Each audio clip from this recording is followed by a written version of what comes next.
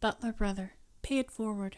Context: set 15 years after the events of Thor, Love and Thunder, the Loki TVA Series, Season 2, after it ended, and also there's a small nod to the Deadpool and Wolverine movie.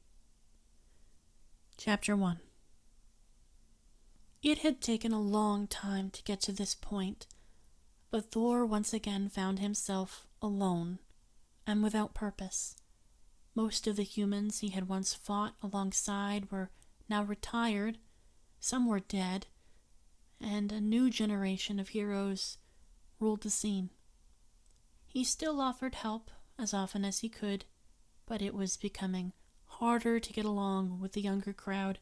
They had no respect for his history, for the foundations the original Avengers had laid out for them, nor for much of anything that didn't happen in the past couple years that was relevant to them. Retirement was starting to sound better and better, even if he still had a few centuries left in him before feeling too worn out. The battles were smaller, with less world-ending threats. It was boring. Thor spent most of his days holed up in a house he had built for himself. It wasn't an impressive one, but it was a project he'd taken a great deal of pride in. Sadly, he no longer had anyone to share it with. He ached and longed for some purpose, a battle to win, a crowd in need of protection, something tangible that would give meaning to his life once more. The multiverse answered. While he had been cooking up some pancakes for himself in the kitchen, he noticed a strange orange door manifest seemingly out of nowhere, and a late middle-aged man with short gray hair and a suit stepped through. The stranger greeted him with a smile. "Who are you?" Thor immediately went on the defense, his eyes briefly glancing at Stormbreaker, which was displayed on the wall more like an ornament, since it had been so long since he last used it. "Don't freak out." The man put his hands up in a peaceful gesture. "My name is Mobius. I used to know your brother, Loki." Thor felt his chest tighten at the mention of him, a pain he had so long since buried.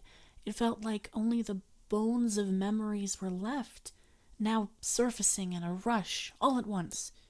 "You knew him?" "Whatever it was he has done to you, I swear I had no idea." No, it's okay. It's nothing bad." Mobius let out a soft chuckle, quickly shaking his head, the orange door vanishing behind him as he fiddled with a small device in his hands. "I'm not here for revenge. Just the opposite, actually. We were friends." Thor scoffed dismissively at that. "My brother had no friends." "No, really, it's a long story. I don't have time to explain every part of it, but I think you would have been proud of him if you knew what I knew." Mobius dared to come a little closer. "Do you have a minute?" Thor remained cautious, suspicious, but relented as he gestured for Mobius to pull up a stool at the kitchen counter. "I have not heard his name spoken aloud in so long," he said solemnly. "He never mentioned you." "Yeah, there's a reason for that. Sorry about your daughter, by the way." Mobius nodded, drumming his fingers on the cool marble top on the counter before explaining. Thor tensed harder. "What do you know of her? Do you know where she is?" Things had ended on the worst possible note with Love. To even know a small crumb of her whereabouts, her status, anything at all, was a lifeline. Mobius cleared his throat, adjusting his tie uncomfortably. "You're better off not knowing." "Tell me." Thor took a dangerous stride forward, but Mobius quickly backed up, knowing better than to provoke the god of thunder. Okay, take it easy. She's a pirate, putting it mildly. It's pretty ironic that for a girl named Love, she's got almost no love in her. "You will not speak of her in such a way." Thor's expression darkened. though deep down he knew it was true. He had tried everything he could, but the resurrection had corrupted her. Right from the beginning, he had just been too hopeful, too stubborn to see it. I lost my kids too. Not to death or piracy, but, custody battle. I miss my boys. I still see them sometimes, but it's... Anyway, about your brother. Mobius trailed off for a moment before circling back to the important thing. What was important to him, anyway? You remember the time heist? Hulk took the stairs, Loki got away with the Tesseract. That Loki is the one I got to know. The one from that branch. Thor's eyes peaked with curiosity. There is more than one Loki? Infinite Lokis, infinite you and I, Mobius confirmed with a shrug. This is all very interesting, but I would rather discuss the family of mine which is still alive. Thor was not going to relent about his daughter so easily. Piracy. I suppose there are worse things she could be, but... Thor, I need you to focus. We can't help her right now because she doesn't want to be helped. Do you want to hear about Loki or not? Mobius was trying to be patient, but there was only so much he could do. Thor gave a single, solemn nod. Tell me. Long story short, that version of your brother and I got reasonably close. The one who got away. We did our best to change the multiverse and how everything works to give people more freedom. He went from being villain of the year every year to the literal battery powering the multiverse. He sacrificed his own freedom to make sure everyone else could live on their own timelines and not just be, pruned out of existence. He paused, noticing the extremely bewildered look Thor was giving him.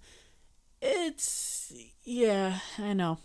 It sounds crazy, right? You lost your Loki, I lost mine.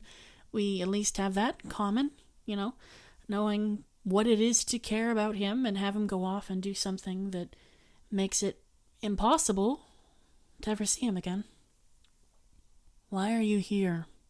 Thor asked, trying to keep himself grounded despite his desire to ask about 10,000 questions of this strange rambling man. The idea that multiple versions of Loki had been willing to sacrifice themselves for the greater good only served to validate his original belief that Loki was capable of good in the first place. It warmed him, but it was still mixed with the ache of loss. On top of finding out love was a pirate, this was already turning out to be a heavy day.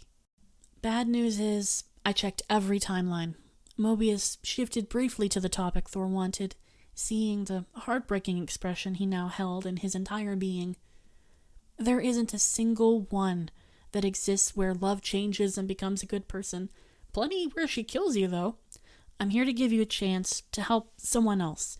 I'm paying it forward, as a friend of mine put it when I talked about this with them.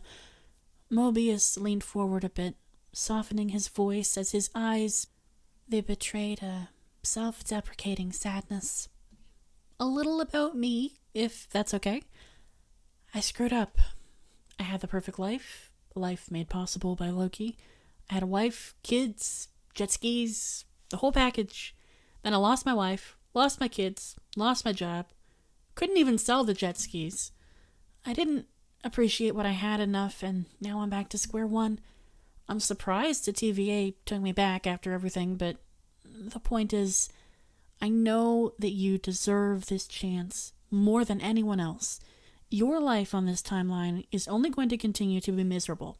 You'll lose more of yourself, more and more fade into obscurity, or chase after your daughter and end up dying even more inside, or literally dying, but I can change that. Change what, exactly? Thor listened, but clearly was less than convinced. What is this TVA you speak of? How could you possibly know what my future holds? time variance authority. I thought we were the good guys, then it turned out to be the bad guys, but Loki changed everything and now we're the neutral guys, I guess. It's complicated. Mobius ran a hand through his hair, letting out a nervous sigh. Look, all you need to know is this. There's a massive amount of Lokis out there, most of which are not that great. But every once in a while, you can find one that's extra special. Your Loki was special. My Loki was special. I found one more, which I seriously did not think was possible. Someone who genuinely needs your help. Specifically, his own Thor died, and unless the multiverse magically provides him with another one, his timeline dictates that he'll be publicly executed for something that wasn't even his fault. He's actually a real sweetheart compared to 99% of other Lokis out there. Don't. Thor's expression hardened, though he looked about as weary and sad as Mobius himself, perhaps even 1,000-fold more. He pointed an accusatory finger at Mobius. Don't give me hope like that. I have seen my brother die over and over, and I will not subject myself to this, whatever this farce is. Did you come here to mock me? Thor, I'm being serious. Mobius shifted from his casual friendliness to something more insistent and firm. It's actually part of my job now, is seeking out anchor beings. The last guy who was in charge of that was a psycho. There's nothing left for you here in this timeline, and you know it's true. Think of it as a way to do right by your brother one last time. This other Loki, you'll love him instantly. I promise. He's not like your Loki or mine. He's been suppressed, mistreated, downright abused, to be honest. But he has a seriously rare trait that none of the others have. He was intensely loyal to his Thor. They were close, closer than brothers could ever be. The other Thor spent his whole life protecting this Loki, and now that he's gone, poor guy is doomed without him. Your lies are becoming less believable with each passing word, Thor grumbled, shifting his attention back to the pancakes. He didn't want them to burn, after all. Fine, don't listen to me. Keep living your boring, mundane life, and doesn't end with a glorious bang but a whimper. But you don't ever wonder about what if? Mobius fidgeted with the device in his hands, humming with only a small hint of resignation. He hadn't given up yet, still trying to appeal to Thor. What if Loki had never become the god of mischief? What if the two of you could have had a close and loving relationship built on trust? What if you had become king? Thor's grumble shifted into a growl, his annoyed gaze turning into a glare. Asgard has been gone for decades now.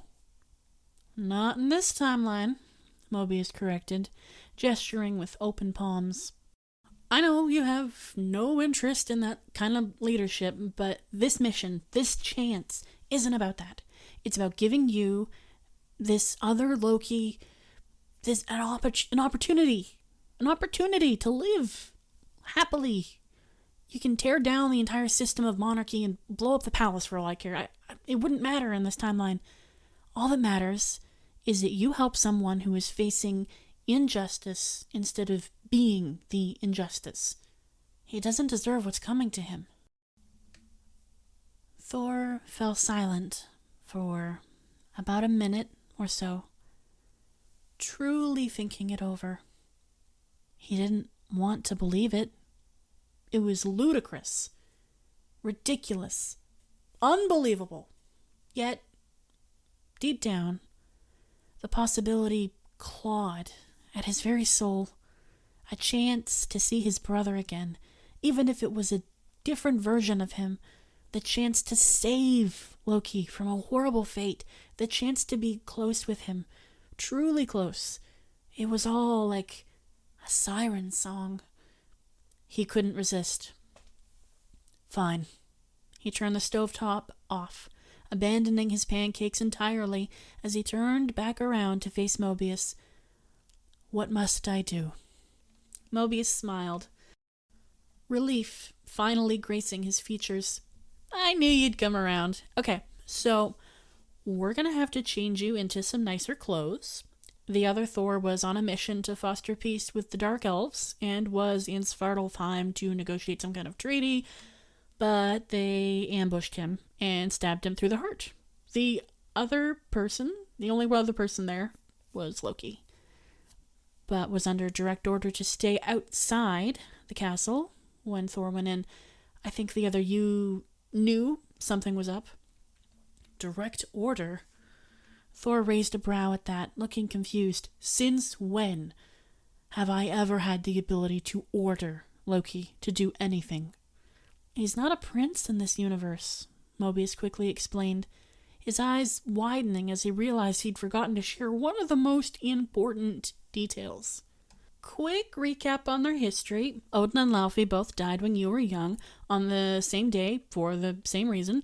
The frost beasts in this universe are way more freaky and formidable. When Odin fell, Frigga joined the war in his stead. She was the one who found Loki as a baby, but she didn't adopt him. She made him... He paused, tensing slightly in discomfort before continuing. "She made him a servant. Yours specifically." "She what?" Thor's reaction was immediate and visceral. "She was grieving. She had to take over rulership of Asgard until you were old enough," Mobius sighed, looking just as uncomfortable with this harsh truth as Thor was. "There's a bigger age difference between you and Loki in this universe. The other you was a few extra years older. You latched onto him immediately and became seriously protective, while everyone else in Asgard was being racist. You stood by him." "This is madness. It is unacceptable." Thor's hands clenched into tight fists as he began to pace. "Loki, my servant. Such an existence would break him. He was resentful enough of me living in my shadow, but this... He is your shadow in this timeline." Mobius softened his tone a bit, sympathetic. He knew just as well how horrible a fate it was. But it wasn't all bad. Like I said before, you two were super close. He went everywhere you went, whispered in your ear, had your complete trust. Hell, you two slept in the same bed. "We slept together?" Thor raised a brow at that. "Nothing weird or inappropriate, just closeness." Mobius cleared his throat, quickly making the distinction. "You were worried someone might try to kill him in his sleep."